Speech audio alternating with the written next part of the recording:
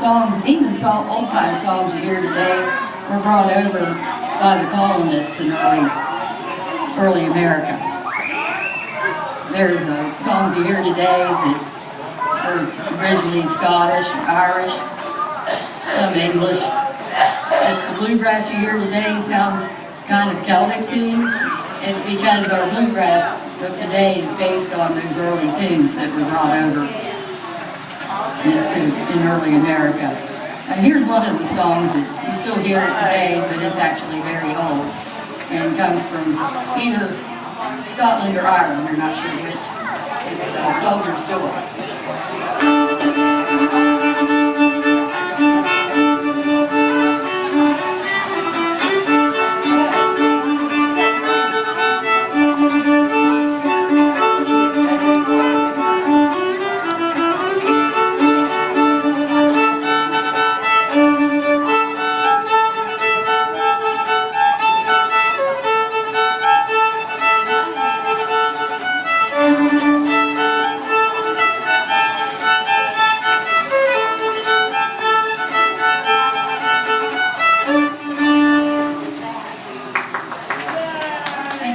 There's a interesting story behind that song. Legend has it that wherever it originated, this man had gotten in big trouble and was about to be hanged. The king asked him if he had any last words. He took his fiddle out and played that song, and they left him off the hook. I don't think that would work for me, but that's how legend had it for that song. An early collection of songs was the Beggar's Opera in 1728, and it was like a parody of an opera. It was a spoof of opera, and it had a lot of Bonnery songs in it. And there also was, around the same time, Pills to Purge Melancholy, which is a collection of cheery tunes and some quite bawdy.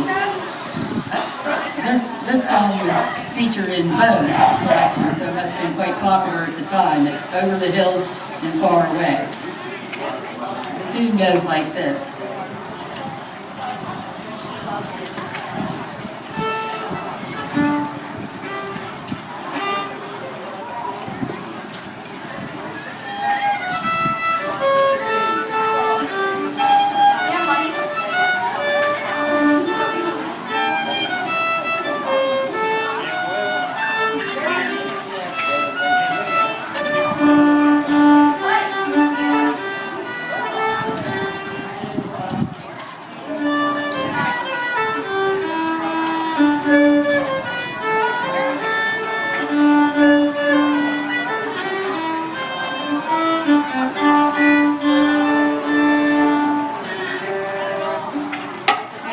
I'll sing part of it for you.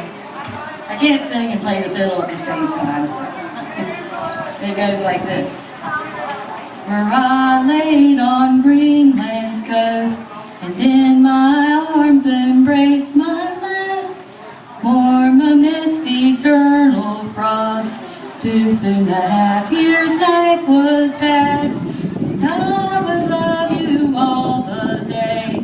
Every night would kiss and play, and with me you'd fondly stray over the hills on far away, where I sold on Indian soil. Soon as the burning day was closed, I could mock the sultry toil, when on my charmer's breast reposed, and I would love you all the day.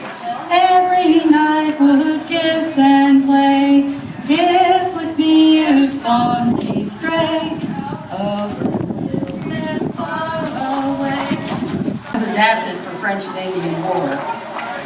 They changed the words around a little bit, and it goes like this. Over the hills with heart we go, to fight the proud insulting foe.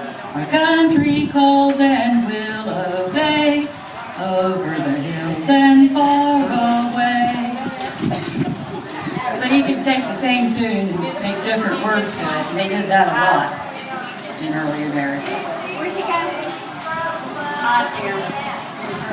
In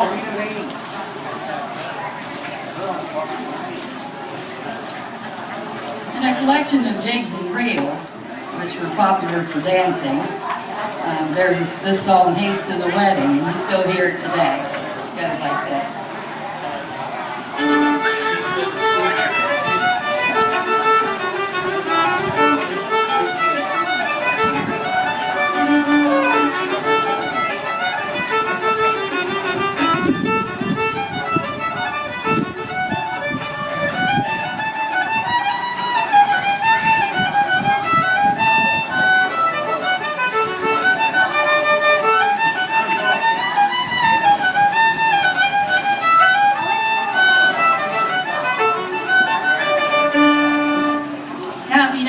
To it kind of goes da da da da da da da da da.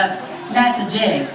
Dancing was really important in the 1700s. It's said that George Washington even was a really splendid dancer and had a reputation as being one of the best dancers. But if you were a gentleman or a lady, if you were in the upper class, it was really important that you learn to dance.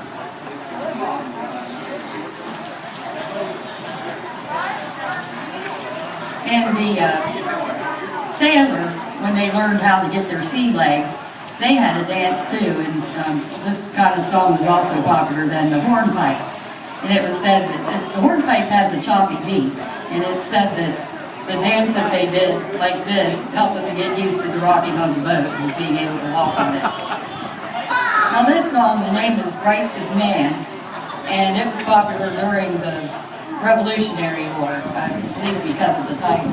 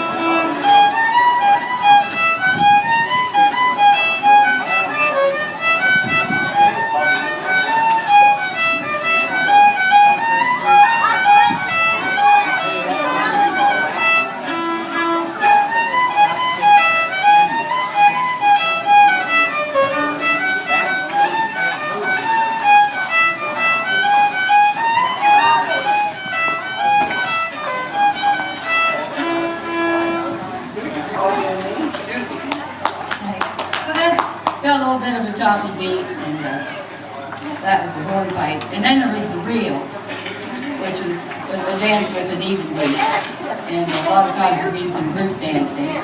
This one's called Liberty. It also was popular during the Revolutionary War because of the title. It's actually older than that.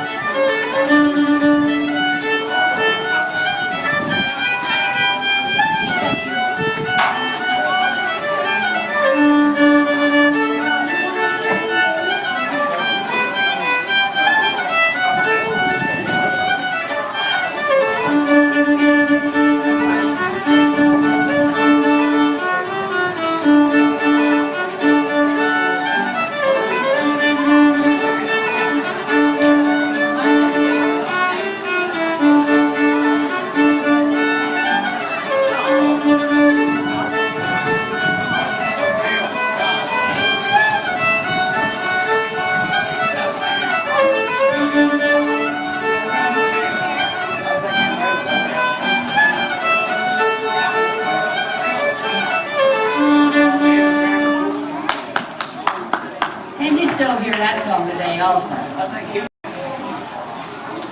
Another kind of song that had nothing to do with dancing and balls that was popular was the hymns. And the hymns were usually sung a cappella because they kind of frowned on fiddles in church. That was a party instrument. And probably didn't bring a piano with you when you came to America. So a lot of times they were sung a cappella. This is one of the earliest hymns. I believe it was written in America during colonial times. And you probably heard it with different words now. It goes like this. All people that on earth do dwell, sing to the Lord with cheerful voice, him serve with mirth, his praise foretell. Come ye before him and rejoice, know that the Lord is God indeed. Without our aid he did us make, we are his folk, he doth us feed, and for his sheep he doth us take. Notice the Old English wording that they used at the time.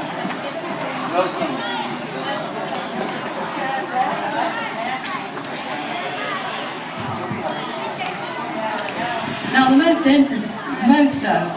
popular instrument, especially out on the frontier, was the fiddle.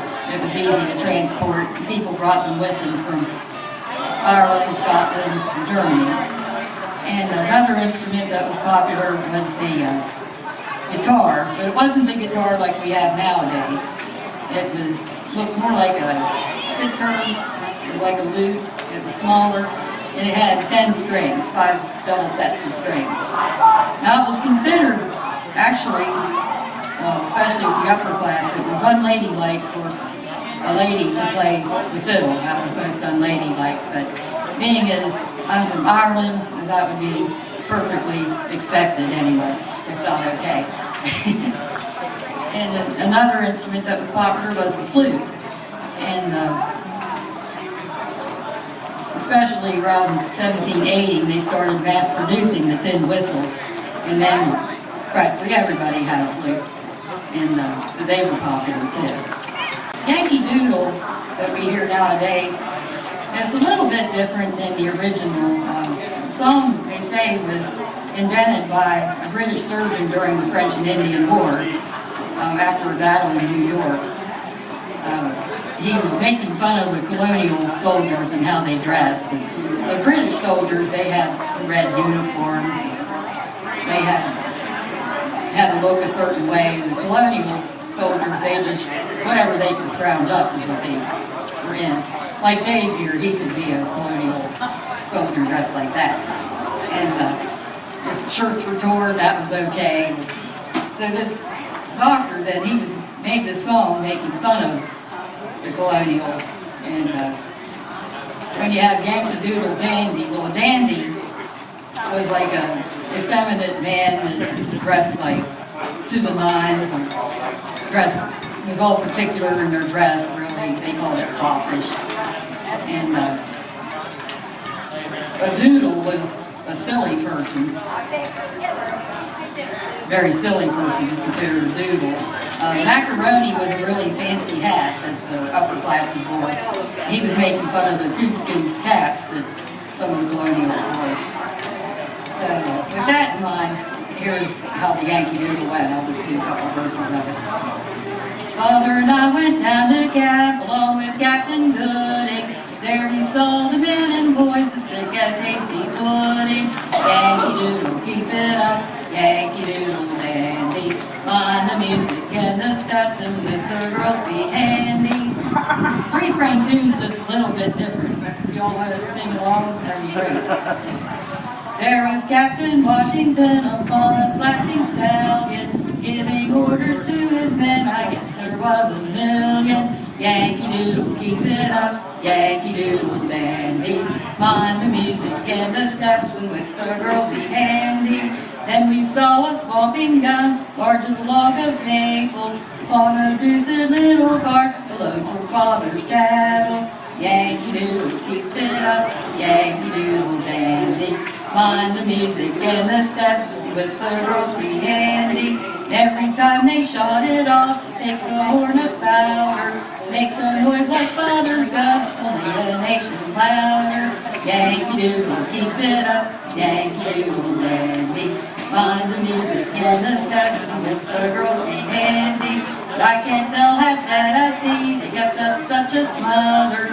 Took my hat off, made a bow, and scampered home to mother.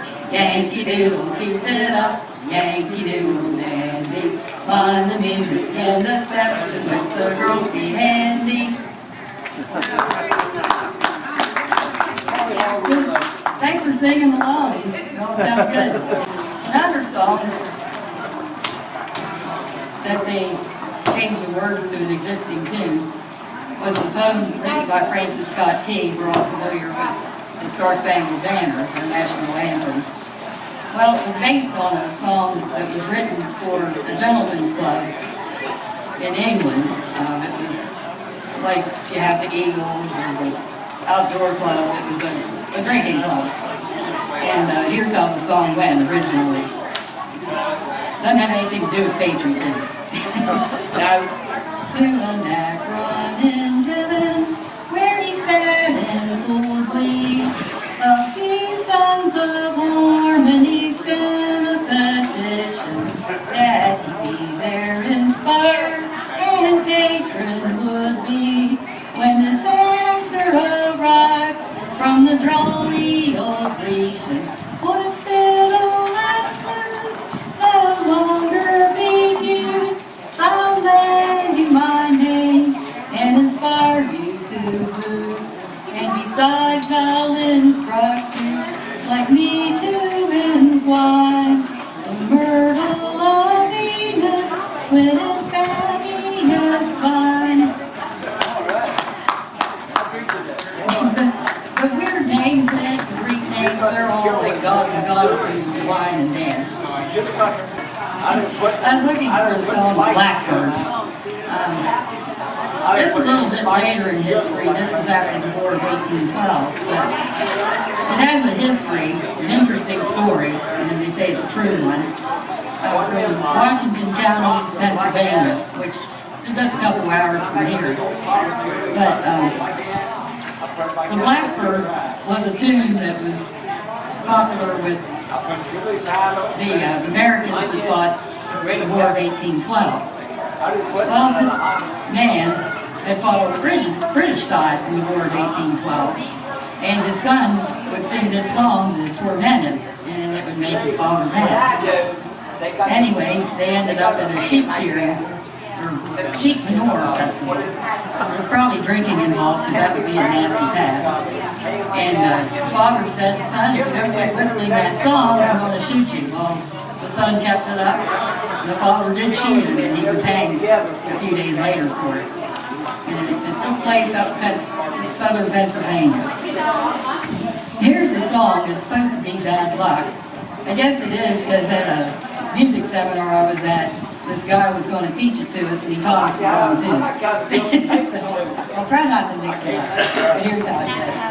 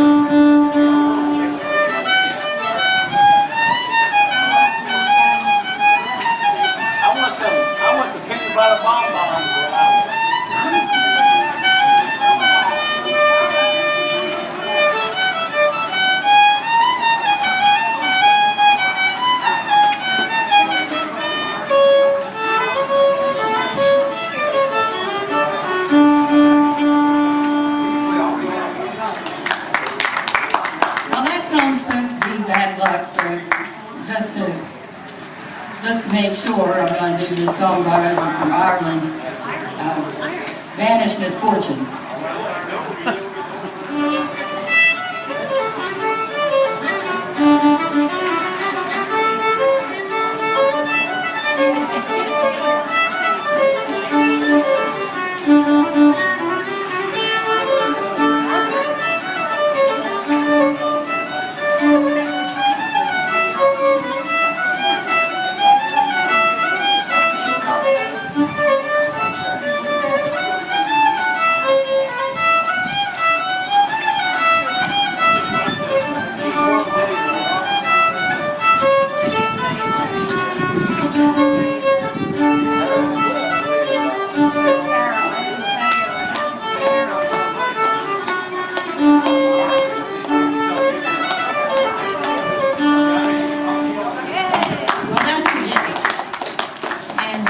Remember back in colonial times, say you're having a barn raising or people get together or wedding receptions, we didn't have a band, formal band.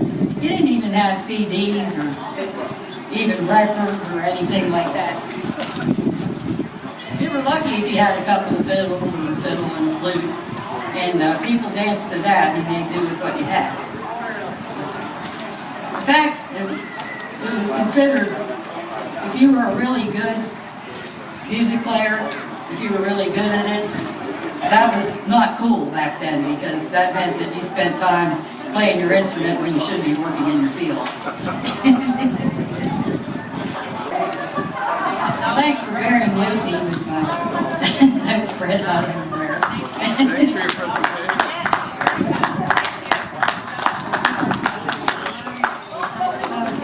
Let's end it with a jig you all want to dance to. Maybe kids like to dance.